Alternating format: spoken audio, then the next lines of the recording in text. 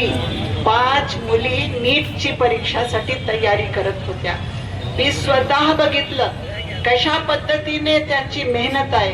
रात्रंदिवस त्यांनी सगळं जेवण त्यांच्या जीवन बाजूला करून बाकी काय नाही, फक्त अभ्यास आणि अभ्यास.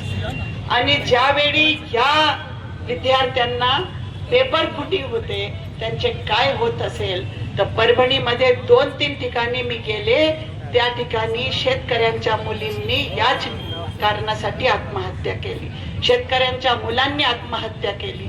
या पद्धतीचे विद्यार्थ्यांचे आत्महत्या दिसत नाहीये. आंदोलन या पद्धतीने तुम्ही नष्ट करण्याचा प्रयत्न करतात, हे आम्हाला मान्य नाहीये. आणि भारत कधीही पुढे जाऊ शकत नाही. आज कुठला क्षेत्र आहे जिथे भ्रष्टाचार नाही? कोणता क्षेत्र आहे? ना खाऊंगा ना खाने दूंगा हा वाक्य घेऊन जर तुम्ही काम सुरू केलं तर आज काय परिस्थिती आहे बघा. कुठला क्षेत्र आहे जिथे भ्रष्टाचार नाहीये? आज हा भ्रष्टाचार आपल्या मंदिरात घुसलेला आहे, विद्या मंदिरात घुसलेला आहे. आणि आपल्याला हे कसं मान्य होणार?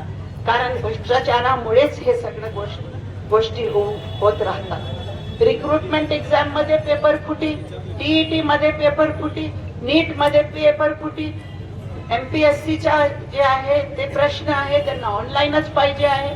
हे सगळं करायचं कारण काय आहे?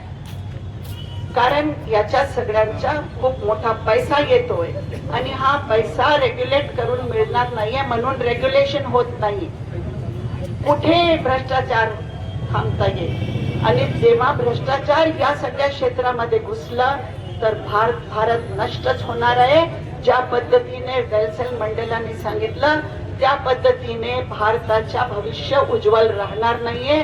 कुठेही आम्ही विश्वगुरु होणार नाही, कुठेही आमची अर्थव्यवस्था हे तिसरी होणार नाही. जर जनतामध्ये आपण या पद्धतीचे ज्या कौशल्य निर्माण करू शकलं नाही तर कसा देश पुढे जाणार हा प्रश्न आहे. आणि म्हणून माझी विनंती आहे सगळ्यांना, परभणीच्या सगळ्या डॉक्टरांना, सगळ्या इंजिनियर्सला, सगळ्या सुशिक्षित लोकांना की तुम्ही या आंदोलनाला सपोर्ट करा. कारण हे सगळं प्रश्न आपल्या सर्वांचा आहे, आपल्या भविष्य पिढीचा आहे. आपण जर गप्प बसलो तर कुठलाही काम होणार नाहीये या देशामध्ये. सरकार प्रेशर मध्ये घेणार नाहीये. सरकारला प्रेशर मध्ये आणण्याचा एकच मार्ग आहे, रस्त्यावर उतरा, सगळे या, घरी बसून चालणार नाहीये. हा संदेश मी आज इथून देऊ इच्छिते की आपल्याला सगळ्यांना रस्त्यावरती येऊन ही लढाई लढावी लागेल, संघर्ष करावा लागेल. त्याशिवाय आपला भविष्य, आपला हे पुढची पिढी हे यांच्या उज्ज्वल भविष्य राहणार नाहीये.